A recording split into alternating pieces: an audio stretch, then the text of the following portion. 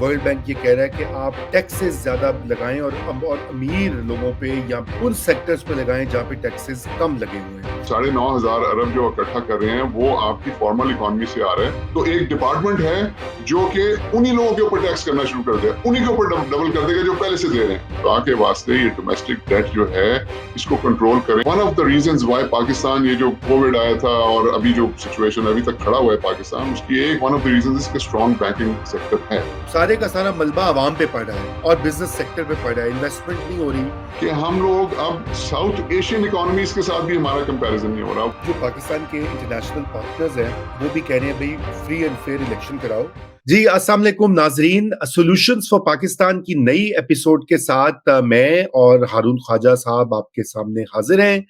ایک بار پھر اس ہفتے ہم بات کریں گے پاکستان کی جو دیرینہ اور پیچیدہ معاشی اور دیگر مسائل جو ہیں ان کا کیسے ہم ان کو بہتر سمجھ سکتے ہیں, کیونکہ جب تک ہم ان کو سمجھیں گے نہیں یا سمجھائیں گے نہیں تو ان کا حل نہیں نکل سکتا. اور آج بھی ہم اپنی پچھلے ہی ہفتوں کی گفتگو جو ہے اس کو جاری رکھیں گے. جو نئے اعداد و شمار آپ نے دیکھا ہوگا کہ پاکستان میں اس وقت world bank, IMF, Asian development bank, ان سب کی رپورٹس اور ان سب کے مختلف افسران کی جو تنبیہ یا وارننگز جو ہیں وہ پاکستان کو دی جا رہی ہیں اس حوالے سے کہ آپ کچھ کریں اپنے ملک کا. آپ اپنے ملک میں ٹیکسز زیادہ کلیکٹ کریں, عمرہ پہ ٹیکس لگائیں, غریبوں کے لیے کوئی جگہ بنائیں اور غربت کا پہ دھیان دیں.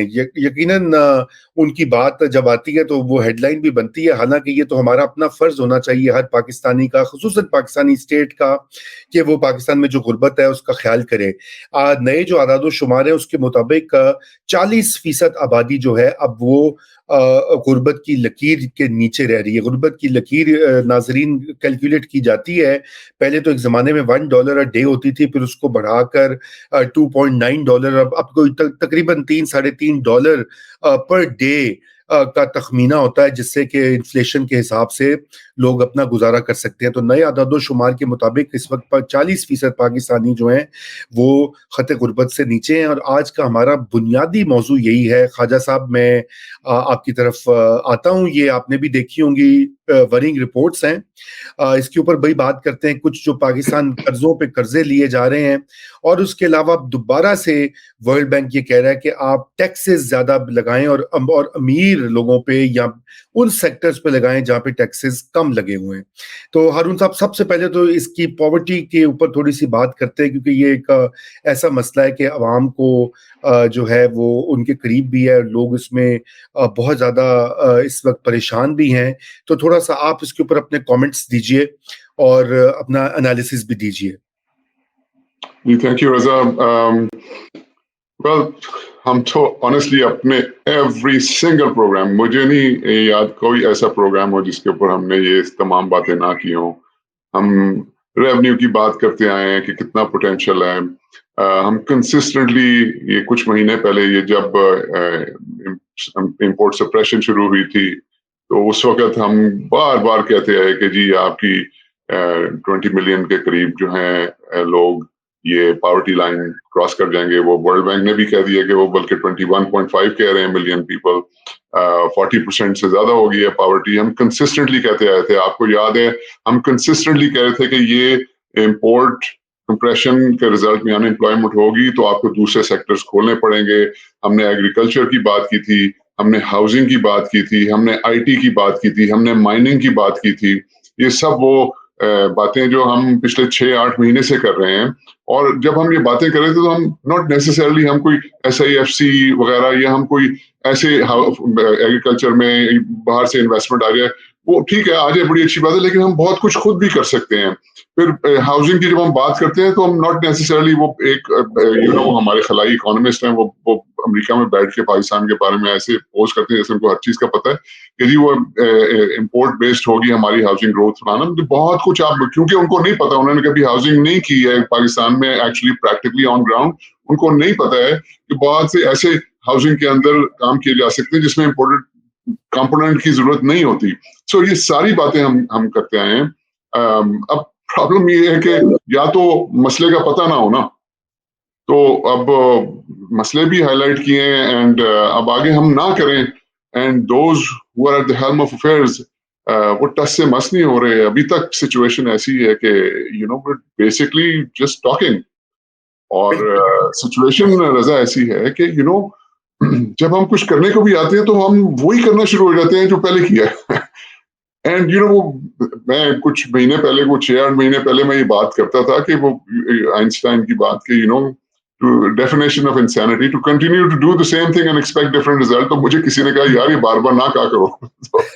اب میں کیا کروں؟ But just continue to do the same thing. تو اس سے کچھ نہیں ہونا. ہم نے ابھی باتیں بھی نہیں شروع کی ہیں اپنی ڈائریکشن چینج کرنے کی رضا. سو اوپننگ ریمارکس تو میرے یہی ہوں گے. آگے بات کرتے ہیں پھر سولوشنز کی. جی ذرا سولوشنز کی طرف بھی آتے ہیں. ایک تو جو سولوشن جو پہلے ہم یہاں پہ ذکر بھی کرتے رہے ہیں, ایک تھیم رہی ہے, اس کے اوپر بڑے کامنٹس اور پش بیک بھی آیا ہے کہ ایف بی آر کو ٹھیک کرنا, کیونکہ ورلڈ بینک کی جو کنٹری ڈائریکٹر ہے انہوں نے ابھی اس وقت جو ہے کل سے ایک سیمینار اسلام آباد میں ریفارمز کے اوپر پائیڈ کے تعاون سے جاری ہے, اور اس میں مختلف سیشنز ہیں. تو اس میں ایک جو آج خبروں کی زینت بنا ہے بیان, وہ یہ کہ پاکستان کا potential tax to G D P ratio جو ہے وہ 10% سے بھی کم ہے ہمارا, لیکن پوٹینشیل اس کا 22% ہے. انہوں نے کہا کہ آپ 22% تک اس اکانومی سے آپ نکال سکتے ہیں. تو میں یہ چاہ رہا تھا کہ تھوڑا سا آپ اس کے اوپر بھی دوبارہ سے ہم بات کرتے ہیں, اگرچہ کہ آئی نو پہلے ہم نے کافی تفصیل میں بات کی ہے, لیکن آپ یہ سمجھتے ہیں کہ یہ ریئلسٹک چیز ہے 22% تک ٹیکسز لگانا, یا یہ ورلڈ بینک کے وہی جو ان کے ٹپیکل ایسٹیمیٹس ہوتے ہیں؟ No, I'm very happy that they spoke about it, and انہوں نے نمبرز بھی دیے ہیں. 22% دیا ہے. I don't know why 20% نہیں دیا یا 25 نہیں دیا, بہرحال 22% دیا. وہ تقریباً 20,000 ارب روپے کے قریب بنتا ہے اپروکسیمیٹلی ٹیکس اکٹھا کرنا. تو ابھی ہم 9,500 ارب کا ہمارا ٹارگیٹ ہے. تو وہ بیسکلی کہہ رہے ہیں کہ جی ڈبل ہو سکتا ہے. تو وہ بالکل ٹھیک کہہ رہے ہیں. میں سمجھتا ہوں اس سے بھی زیادہ ہے. اس کی وجہ یہ ہے, میں نے پہلے بھی اپنے پروگرامز میں سمجھائی یہ بات, کہ ابھی آپ 9,500 ارب جو اکٹھا کر رہے ہیں وہ آپ کی فارمل اکانومی سے آ رہا ہے, اور اتنی آپ کی انفارمل اکانومی ہے تو اس کا پوٹینشیل بھی اتنا ہی ہے. صحیح. تو اگر آپ 9% پہ بھی رہتے ہیں اور انفارمل کو بھی بیچ میں کسی طرح سے لے آتے ہیں تو آپ کا مسئلہ حل ہو جاتا ہے. اگر آپ اس کو 22% پہ لے جائیں تو یہ تو بہت زیادہ اکٹھا ہو جائے گا. تو 22% آف پاکستان کمپلیٹ اکانومی, وہ تو اب 30-40 ہزار ارب کے اوپر جا سکتے ہیں. بہرحال لیٹس ناٹ گو دیئر, لیکن میں ان سے کمپلیٹلی ایگری کرتا ہوں. وہ جس مرضی کیلکولیشن سے جائیں, میں سمجھتا ہوں کہ یہ بہت پلازیبل ہے, یہ اکٹھا ہو سکتا ہے. لیکن پہلی بات تو بڑی خوشی کی بات ہے انہوں نے ہائی لائٹ کیا, لیکن اب آگے بھی تو چلے نا. تو آپ ہمیں بتا رہے ہیں ہمارے کیا مسائل ہیں. World bank, Asian development bank, IMF سب بتا رہے ہیں ہمارے مسائل کیا ہیں, لیکن وہ یہ کیوں ایک گرے اسٹیٹمنٹ دیتے ہیں, ایلیٹ کیپچر ہے جی. وہ کیوں, یہ IMF کی جو MD ہیں بڑی اچھی ہیں, all that she helped us and all that, but why is it کہ وہ آگے نیکسٹ اسٹیپ نہیں بتاتے کہ کیا کرنا ہے. I know یہ ہمارا کام ہے, کرنا ہمارا کام ہے, پر نہیں ہو رہا نا. بار بار آپ کے دروازے پہ آ کے ہم بیٹھ جاتے ہیں. تو پھر آگے بیچ کے لینا ہے. یہ تو ہمیں بھی پتہ ہے کہ 20,000 ارب اکٹھا ہو سکتا ہے.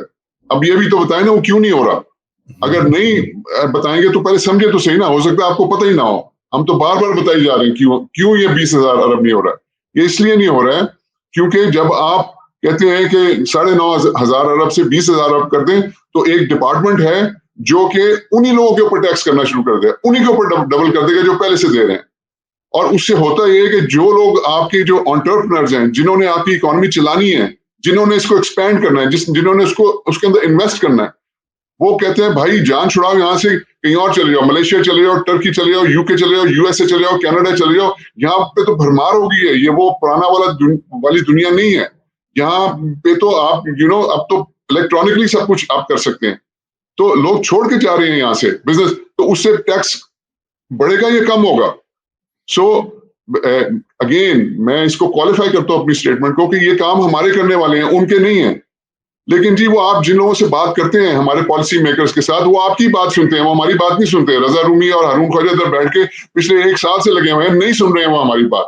تو آپ جا کے بتائیں نا ان کو کہ کیوں نہیں وہ کرتے, کیوں نہیں ہم ڈبل کرتے. اس لیے نہیں کرتے کہ ایک ڈپارٹمنٹ ہے, وہ انہی کو ٹیکس کری جا رہا ہے جو کہ پہلے ٹیکس دیتے ہیں. اور اس کا حل ہم نے بتایا ہے رضا, ہم نے بار بار حل بتایا کہ یہ جو ڈپارٹمنٹ ہے اس کو آپ ڈسوسیٹ کریں ان لوگوں سے جو کہ ٹیکس دے رہے ہیں. اس کا ان سے کوئی تعلق نہیں ہونا چاہیے.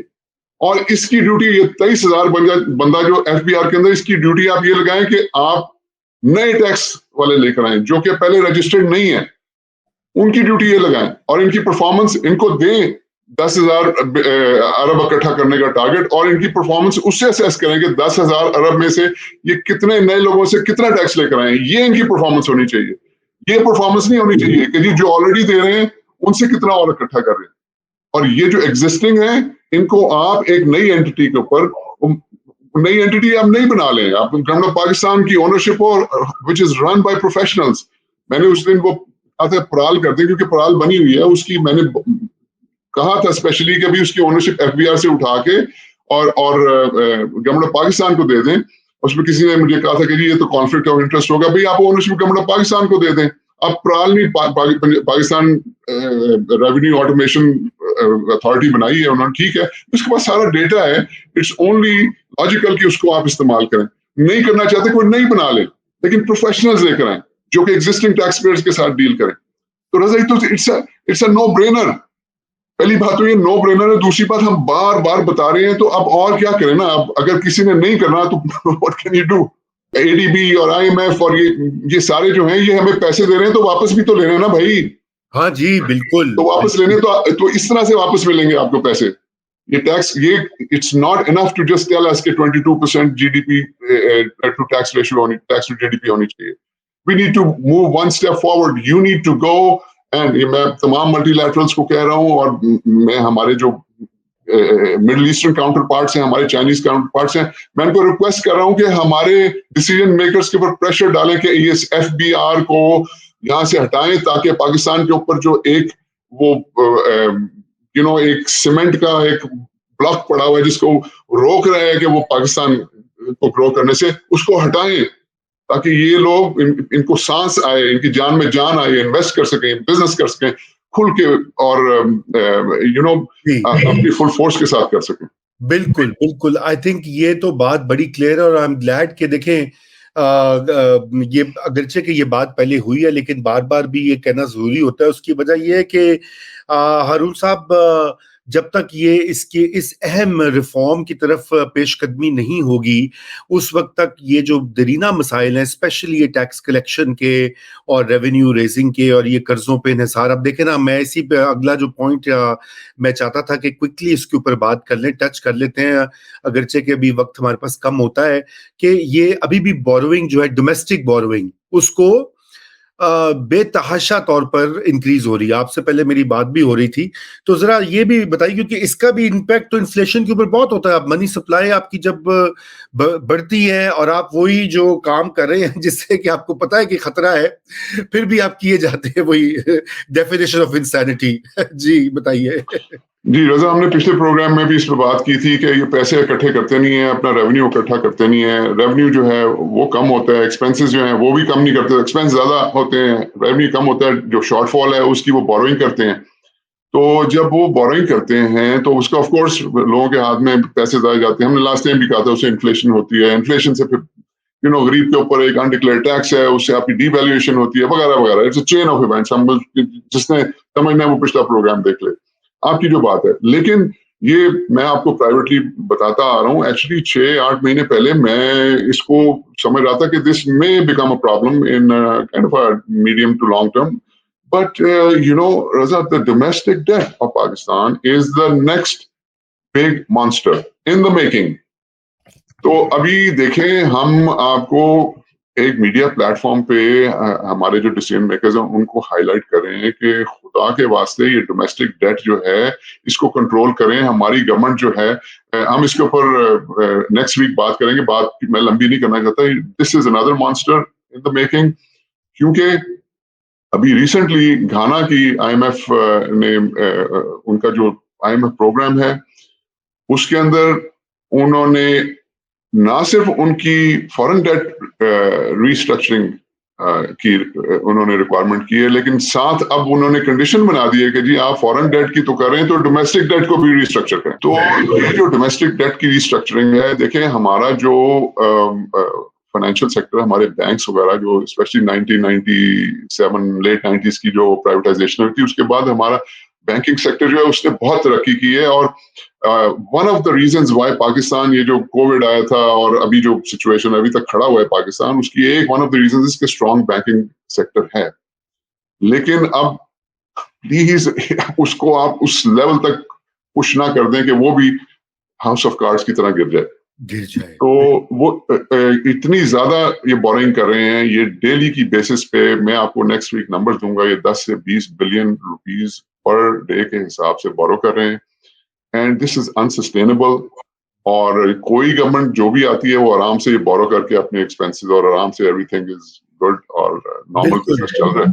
اور میں ناظرین کو یہ بھی بتانا ضروری ہے کہ ناظرین یہ جو بوروئنگ یا قرضہ اٹھانے کی جو بات ہے, اکثر ذکر ہوتا ہے میڈیا میں کہ پاکستان کے بیرونی قرضوں کا زیادہ ذکر ہوتا ہے کہ چونکہ وہ ڈالر کی کمی ہوتی ہے اور تو اس کا تذکرہ زیادہ ہوتا ہے. لیکن اصل میں پاکستان کا جو سب سے زیادہ قرضہ ہے وہ ڈومیسٹک, یعنی کہ ملک کے جو بینکوں سے اٹھایا گیا, حکومت اپنے خرچے چلانے کے لیے بار بار وہ کرتی ہے, یہ سب سے بڑا کرائسس ہے.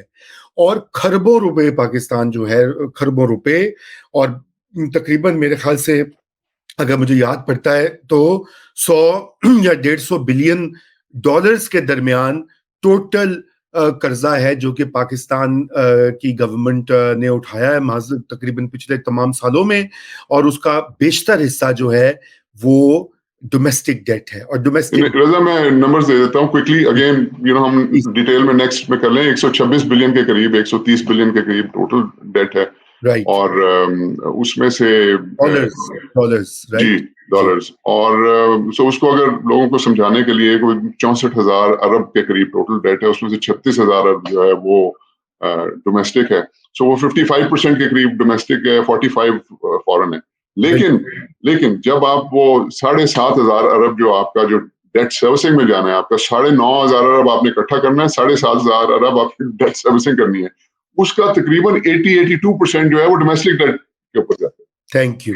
یہ پوائنٹ میں ریز کرنا چاہتا تھا تاکہ ناظرین کو یہ اس چیز کا علم ہو.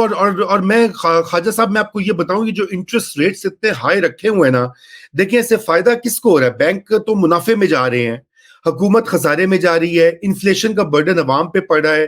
مجھے پتا ہے کہ یہ ٹیکسٹ بک, کیونکہ میں نے بھی, میری بھی ڈگری اکنامکس کی ہے, مجھے پتا ہے کہ ہم بھی پڑھتے تھے ٹیکسٹ بکس میں کہ جی مانیٹری پالیسی کو ٹائٹ کرنا ہے, انٹرسٹ ریٹ اوپر جائے گا تو کنٹرول ہوں گے. لیکن یہاں پر تو دیکھیں نا, سارے کا سارا ملبہ عوام پہ پڑ رہا ہے اور بزنس سیکٹر پہ پڑ رہا ہے, انویسٹمنٹ نہیں ہو رہی, 22% پہ کون لون اٹھائے گا؟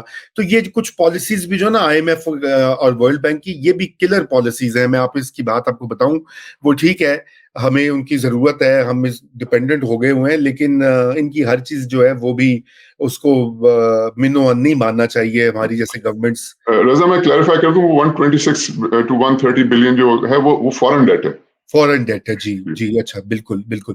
تو چلے جی ابھی آگے بڑھتے ہیں, اور میں یہ جاننا چاہتا ہوں کہ یہ تو غربت کی بات ہوئی, اور پھر جو فی کس آمدنی ہے, ورلڈ بینک کے کنٹری ڈائریکٹر نے کہا کہ پاکستان کی اس وقت جنوبی ایشیا میں سب سے کم ایک اوسط آمدنی ایک پاکستانی گھرانے کی, ایک پاکستانی شخص کی انڈیا سے, بنگلہ دیش سے کم ہے. اور یہ یقیناً اس کی اور پچھلے 20 سالوں میں ہمارا گروتھ ریٹ جو ہے, شرح ترقی جو ہے وہ 2% سے کم رہی ہے, تقریباً 1.7 1.8 اس کی رینج میں اگر ایوریج نکالیں. بیچ میں کچھ اچھے ادوار آئے ہیں, باقی نیچے ہی رہی ہے. تو اس وقت تو ہارون صاحب یہ تو ایک میں سمجھتا ہوں کہ ایک کرائسس اس لیے ہے کہ پاکستان کوئی, ہم بڑا اس کے اوپر پہلے بات کر چکے, پاکستان کو غریب ملک نہیں ہے. اکثر ہم کہتے ہیں جی غریب ہے, میں نہیں سمجھتا کہ پاکستان کے لوگ امیر ہیں. پاکستان کے جو ہے کیا اس کو بولتے ہیں, جس طرح سے اس کے بہت سارے اور فنڈامنٹلز جو ہیں وہ اتنے برے نہیں ہیں, لیکن اس کی مینجمنٹ جو ہے, گورننس جو ہے, اس نے اس کو اس مقام پہ لا دیا کہ یہ اب ایک غریب ملکوں میں دوبارہ سے انٹر ہو رہا ہے, کیونکہ مڈل انکم میں بڑھ رہا تھا پاکستان, پہنچ چکا تھا, لیکن دوبارہ یہ ڈپ کر رہا ہے. تو یہ گروتھ ریٹ کا میرے خیال سے اگر میں دہراؤں جو ہم پہلے باتیں کر چکے ہیں, کچھ sectors, agriculture, information technology, housing and construction, کچھ ہم نے ریئل اسٹیٹ کی بھی بات کی تھی کہ کس طرح سے اس کو چینلائز کر سکتے ہیں. تو آپ اس میں کچھ ایڈ کریں گے کہ مجھے آپ یہ بتائیے کہ ایک سرمایہ کاری کا اس وقت ہے بحران, آپ خود ایک سرمایہ کار ہیں, آپ خود ایک بزنس مین ہیں, آپ کوئی ایک چیز بتائیے کہ تاکہ ایک سولوشن پہلے بتائیں, مجھے پتا ہے آپ کے پاس بہت سارے ہیں, لیکن ایک کی سولوشن آپ بتائیں کہ جس سے کہ ہم پاکستان میں انویسٹمنٹ کو, ڈومیسٹک انویسٹمنٹ کو فروغ دے سکتے ہیں. جی Raza, it's a question that needs a full program, but if I was to start on the menu, دیکھیں میں ایگزامپل دیتا ہوں اپنے ویورز کو سمجھانے کے لیے کہ مثلا آپ کے پاس ایک بس ہے, تو فرینکلی مجھے آپ کہیں کہ جی میں بس, اور اس کے اندر 40 بندے پیچھے بیٹھے ہیں, اور مجھے آپ کہیں کہ جی وہ میں بس چلا لوں, تو مجھے تو بس نہیں چلانی آتی. مطلب میں گاڑی چلا سکتا ہوں, میں موٹر بائک چلا سکتا ہوں, پرابلی ٹین ایج میں چلاتا تھا, بس تو میں نہیں چلا سکتا.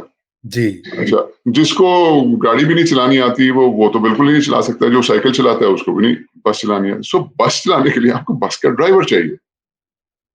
تو آپ کی اچھا اللہ تعالیٰ نے ہر قوم کو ہر جگہ پہ آپ کے ہر انسان کے اندر ڈفرنٹ کوالٹیز ہوتی ہیں. سو کوئی اسپورٹس میں اچھا ہوتا ہے, کوئی میتھ میں اچھا ہوتا ہے, کوئی میوزک میں اچھا ہوتا ہے, کوئی شاعری میں اچھا ہوتا ہے, کوئی ڈراما میں اچھا ہوتا ہے, کوئی فزکس میں اچھا ہوتا ہے, وغیرہ وغیرہ, ہر کسی. تو اب اسی طرح ہر قوم کے اندر جو آپ کی اکانومی ہے اس کو ڈرائیو کرنے کے لیے وہ کچھ ایسے ہوتے ہیں جو نیچرلی ٹیلنٹڈ انٹرپرنرز ہوتے ہیں, یا وہ ویل ٹرینڈ ایجوکیٹڈ انٹرپرنرز ہوتے ہیں. وہ ہیں آپ کے drivers of the economy. Right. اگر آپ سمجھیں یہ اکانومی ایک بس ہے, جب تک بس کا ڈرائیور نہیں آئے گا نا اس بس نے کہیں نہیں چلنا. سو پاکستان کے ساتھ کیا ہوا ہے کہ بیکاز آف انہوں نے 10 سال کا کہا نا, دیکھیں کتنے افسوس کی بات ہے کہ ہم لوگ اب ساؤتھ ایشین اکانومیز کے ساتھ بھی ہمارا کمپیریزن نہیں ہو رہا, وہ ہمیں سب سہارن افریقہ کے ساتھ کمپیئر کریں. کتنے افسوس کی بات ہے. اتنی رچ کنٹری, اتنی زبردست کنٹری اللہ تعالیٰ نے ہمیں دی ہے, اور ہم نے اس کا کیا کر دیا. تو اب وہ آپ سمجھیں کہ ہم اسی چکر میں کہ جی وہ بس بڑی زبردست ہے لیکن اس کا ڈرائیور ہی نہیں ہے. بھائی وہ بس تو ادھر کی ادھر کھڑی ہے, ان دا مین ٹائم باقی سب جو ہے وہ اپنے اپنے ڈرائیور لے کے, ان کی بسیں کہاں سے کہاں پہنچ گئی ہیں. تو پیچھے جو ہے وہ سب سہارن افریقہ کی بس رہ گئی اور ہماری رہ گئی. تو میں بتانا ہی چاہ رہا ہوں کہ جب تک آپ اس ڈرائیور کو نہیں لائیں گے تب تک یہ بس نہیں چلنے والی. اور وہ ڈرائیور کدھر گیا ہے؟ ایسی بات نہیں ہے کہ اللہ تعالیٰ نے پاکستان کے اندر بھی بڑے زبردست انٹرپرنرز, بزنس مین وغیرہ پیدا کیے ہوئے ہیں. تو اور مطلب میں سمجھتا ہوں کہ یہ پاکستانی انٹرپرنر تو ون آف دا بیسٹ. وہ پھر کبھی مجھ سے آپ پوچھیے گا, میں بتاؤں گا کہ وہ کیوں میں یہ کہتا ہوں کہ وہ یہ جس نے 123ویں نمبر ڈوئنگ بزنس انڈیکس پہ کام کر کے پروفٹ بنا لیا, وہ سوچے وہ باہر جا کے کیا کرتا ہوگا. تو ان کو ہم نے نمبر 1 FBR کی وجہ سے, میں بار بار کہتا ہوں کہ وہ لوگ دل برداشتہ ہو کے کام چھوڑ کے صرف وہ کام کرتے ہیں جو کہ ان کو سروائیو کرنے کے لیے بس کرنا پڑتا ہے, وہ اتنا کرتے ہیں اور زیادہ. نمبر 2 پولیٹیکل انسٹیبلٹی, کیونکہ دیکھیں آج کل کا انویسٹر جو ہے وہ دیکھتا ہے کہ بھائی یہ پولیٹیکل انسٹیبلٹی ہے, میں ادھر کیا کروں گا, تو پتہ ہی کچھ نہیں کل کو کیا ہونا ہے. وہ ٹکٹ کراتا ہے, جیسے میں نے کہا وہ Turkey, Malaysia, UK, USA, Canada وغیرہ, اتنی آپشنز ہیں. اور بھی لمبی ایک لسٹ ہے, پورچوگل ہے, سائپرس ہے, پتہ نہیں کتنی چھوٹی چھوٹی کنٹریز ہے, موریشیس ہے, تو پولیٹیکل انسٹیبلٹی ہے. یہ بیوروکریسی کی بھی ہم بات کریں گے, لیکن for the sake of economy FBR. And number 3 رضا, میں اکثر آپ سے یہ کہتا ہوں, جس ملک میں کانٹریکٹ انفورسمنٹ نہیں ہے اس میں نہیں آئے گا انویسٹر, اور جو ہے وہ بھی چلا جائے گا. تو we need to actually sit down. اب ہمارے نئے جسٹس صاحب آئے ہیں, مطلب ان کے ساتھ بھی بات کریں کہ سر یہاں پہ بھی کچھ توجہ دیں, کیونکہ آپ اس اسپیسیفک ان کی انٹرفیئرنس یا توجہ ان کی بہت سی چیزوں پہ چاہیے, لیکن اکانومی میں یہ ایک کی ایلیمنٹ ہے. اگر اس کا وہ کچھ کر سکیں, اپنی عدالتوں کو کہہ سکیں کہ بھائی کانٹریکٹ انفورسمنٹ کے اوپر کوئی کسی قسم کا جو ہے وہ کمپرومائز نہیں ہونا چاہیے. تو لسٹ لمبی ہے, یہ 3 آپ کو. نہیں بالکل, یہ میں آپ کو اسی سائڈ پہ لا رہا تھا کیونکہ میں سمجھتا ہوں کہ ایک اور انڈر لائن تھیم جو ہے جو کہ نکل رہی ہے, ہم نے پہلے بھی اس کا کچھ بریفلی تذکرہ کیا تھا, اور وہ ہے کہ ابھی سارے جو پاکستان کے انٹرنیشنل پارٹنرز ہیں وہ بھی کہہ رہے ہیں بھئی election, free and fair election کراؤ, اسٹیبلٹی لاؤ اس ملک میں. جو آپ نے ذکر کیا نا, آپ نے ایک پوائنٹ جو ہے بڑا اہم کیا, اور میں وہیں پہ لا رہا تھا کہ خواجہ صاحب ابھی بھی بڑا مسئلہ بنا ہوا ہے کہ الیکشنز کے بارے میں, اگرچہ کہ الیکشن کمیشن نے کہہ دیا کہ اینڈ آف جنوری میں ہم الیکشن کروا رہے ہیں, لیکن ڈیٹ نہیں آئی آج. بلکہ ہم اس کے اوپر نیا دور کے پلیٹ فارم پہ یہ بھی بات کریں گے کہ ڈیٹ کیوں نہیں آ رہی, اسپیسیفک ڈیٹ تو آنی چاہیے. کیا اس میں بڑا مسئلہ, بھائی آپ کہہ دیں 25 جنوری ہے, 20 جنوری ہے, 30 ہے, 31 ہے, پہلی ہے, جو بھی ہے وہ ابھی تک نہیں آ رہی. اور یہ الیکشنز کا جو معاملہ ہے میرے خیال سے ایک شارٹ ٹرم میں تو یہی ایک طریقہ ہے کہ اسٹیبلٹی جو ہے وہ آ سکتی ہے, اسی لیے الیکشنز کی کیوں بہت ضروری بن چکے ہیں اس وقت. جی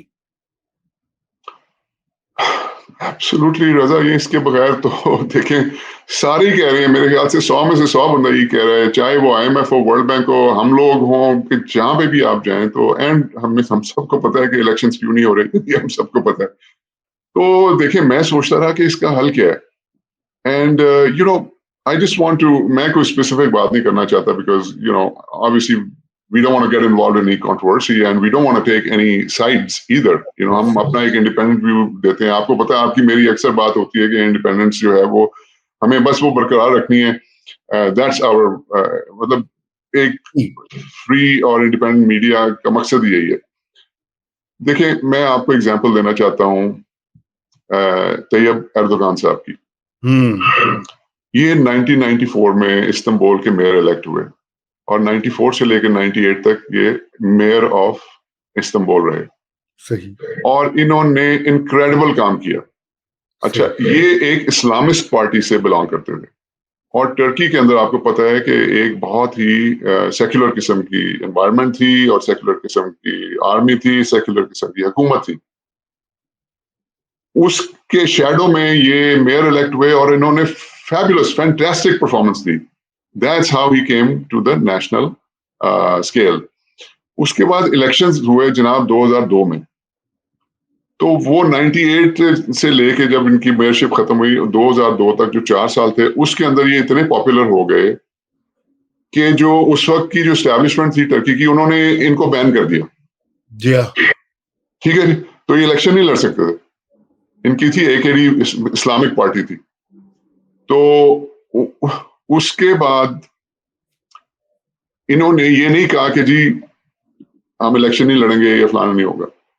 یہ چپ کر کے باہر بیٹھے رہے اور ان الیکشنز لڑی ان کی پارٹی. 2002 کے الیکشن میں ان کی پارٹی جیت گئی اور ان کی پارٹی جیتنے کے بعد عبداللہ گل صاحب جو تھے ان کے کانفیڈنٹ, ان کو پرائم منسٹر انہوں نے بنا دیا. یہ بین تھے, he was completely banned from politics. ٹھیک ہے, عبداللہ گل صاحب وہاں پہ پرائم منسٹر بنے 2002 میں. اس کے بعد وہ سارے الیکشنز اور جو ان کا اپر ہاؤس لوور ہاؤس ہوتے ہوتے گورنمنٹ سیٹ کرتے کہ 2003 کے اندر جب سب کچھ سیٹ ہو گیا اس گورنمنٹ کا, ان کی پارٹی کی گورنمنٹ کا, تو انہوں نے ان کے پاس میجورٹی تھی 2/3. انہوں نے اسمبلی سے قانون پاس کرایا اور دوبارہ سے طیب اردوغان صاحب کو ایلیجیبل کرا دیا پالیٹکس کا. پھر الیکشن لڑے انہوں نے اکیلے نے, پارلیمنٹ کے اندر آئے, عبداللہ گل صاحب پیچھے ہوئے اور پھر 2003 میں اردوغان صاحب پرائم منسٹر بنے. رائٹ. اب میں آپ سے یہ پوچھتا ہوں کہ 2002 میں جب ٹرکی میں الیکشن ہونے تھے اور یہ پھڈا ڈال کے بیٹھ جاتے کہ جی میں تو نہیں ہونے دوں گا, ہم تو بوائیکاٹ کر دیں گے, ہم یہ کر دیں گے, وہ نہیں جی میرے علاوہ تو کوئی ہو نہیں سکتا. اگر وہ اس طرح سے سوچنا شروع کرتے تو آج وہ دیکھیں 2002 سے ان کی پارٹی اور 2003 سے وہ خود پہلے پرائم منسٹر تھے, پھر 2014 کے اندر وہ پریزیڈنٹ, انہوں نے سارے پاورز پریزیڈنسی کو شفٹ کر کے ابھی تک وہ پریزیڈنٹ ہے. رائٹ. تو یہ اس دن جو انہوں نے ڈیسیژن لی تھی وہ ایک میچور ڈیسیژن تھی جو کہ ملک کے لیے بھی بہتری ہوئی, ان کی پارٹی کے لیے بھی بہتری ہوئی اور اپنے لیے بھی بہتری. سو میں کوئی اگین میں کوئی I don't want to cause aspersions, میں کوئی فنگر پوائنٹنگ نہیں کر رہا. میں تمام لوگوں کے لیے, تمام پارٹیاں, ہمارے تمام لیڈرز کے لیے میں ایک ایگزامپل سامنے رکھنا چاہ رہا ہوں کہ ٹھنڈے دل سے سوچیں, ملک کا سوچیں اور اس کے اندر آپ کی بھی بہتری ہوگی.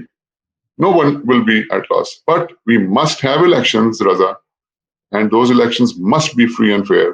کیونکہ اگر وہ فری اینڈ فیئر نہ ہوئے تو ان الیکشنز کا کوئی فائدہ نہیں ہوگا. کسی بس کے ڈرائیور نے واپس نہیں آنا. بالکل بالکل, میں یہی نقطہ میں اس میں ایڈ کرنا چاہ رہا تھا کہ اس وقت بڑی ذمہ داری ہے سپریم کورٹ آف پاکستان کے اوپر. جسٹس قاضی فائز عیسیٰ سے بڑی توقعات ہیں میرے خیال سے, ملک کو بھی ہم سب کو بھی, کہ وہ یہ انشور کروائیں ایگزیکٹو سے اور اسٹیبلشمنٹ جو طاقتور حلقہ ہے, کیونکہ ویسے تو سپریم کورٹ بھی اسٹیبلشمنٹ کا حصہ ہے, تو وہ ان پہ باور کروائیں کہ ایک فیئر اور فری الیکشن ہو جس پہ لیجیٹمیسی ہو, سب اس پہ اگری کریں, اور جو بھی آتا ہے پاور میں وہ آ کے اس ملک کی باغ دوڑ سنبھالیں, ٹرانسفر کریں پاور کو. کب تک ایسے چلائیں گے؟ بہرحال جی دیکھیے, ہمارے پاس تو بہت سارے ٹاپکس اور ایشوز ہیں, وقت ہمارا بالکل ختم ہو چکا ہے. آج کی بات کا لب لباب ناظرین آپ نے سنی ساری باتیں, پاکستان کی معاشی مسائل جڑے ہوئے ہیں اس کے سیاسی اور گورننس اور انتظامی امور سے, اور ان کے سولوشنز موجود ہیں, ان کے اوپر بات چیت ہم کرتے رہے ہیں اسی پلیٹ فارم پہ, اس پہ تحقیق بھی جاری ہے. اب سوال یہ ہے کہ جیسے بھی خواجہ صاحب نے کہا کہ بس کا ڈرائیور جو ہے وہ ہے کہیں نہ کہیں اس کو لا کے بٹھائے اسے کہ آگے اس گاڑی کو چلائے اور ملک کو اس مشکل سے نکالے. تو آج کے لیے اتنا ہی, اور انشاءاللہ اگلے ہفتے آپ سے پھر ملاقات ہوگی. خدا حافظ.